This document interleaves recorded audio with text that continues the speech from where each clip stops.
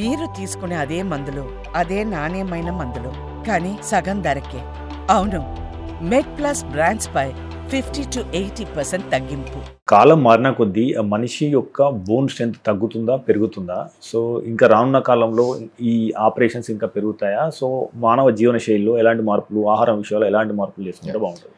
Definitely ఏజ్తో పాటు bone strength తగ్గుతూ వస్తుందండి. That's natural ageing process. ఇప్పుడు హెయిర్ వైట్ అవుతుంది, దాన్ని ఆపలేం మనం. ఇది అంతే, బోన్స్ వీక్ అవుతూనే ఉంటాయి. దాన్ని మనం డిలే చేసుకోవచ్చు, పోస్ట్పోన్ చేసుకోవచ్చు. ఎట్లా అంటే ఫిజికల్ ఎక్సర్సైజ్ చాలా ఇంపార్టెంట్.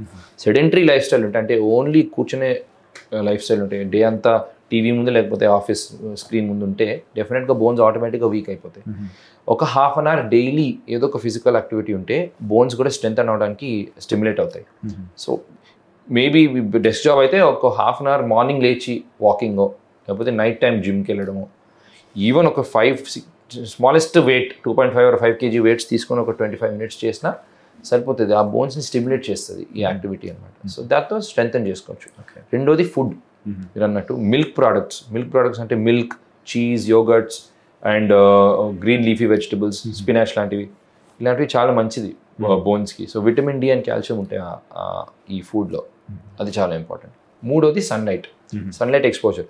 సన్ మనకి స్కిన్కి తగిలితే లోపల ఉన్న ప్రతి పర్సన్ స్కిన్లో విటమిన్ డి ఉంటుంది, తెలుసో లేదు మీకు. అదొక ఇన్యాక్టివ్ ఫామ్, అంటే అది యాక్టివేట్ అవ్వలేదు. సన్ రేస్ స్కిన్కి తగిలితే ఆ విటమిన్ డి యాక్టివేట్ అయిపోయి మనకి కావాల్సిన కాల్షియం అంతా అబ్జార్బ్ అయిపోతుంది బోన్స్లోకి. సో ఈ 3 things చాలా ఇంపార్టెంట్.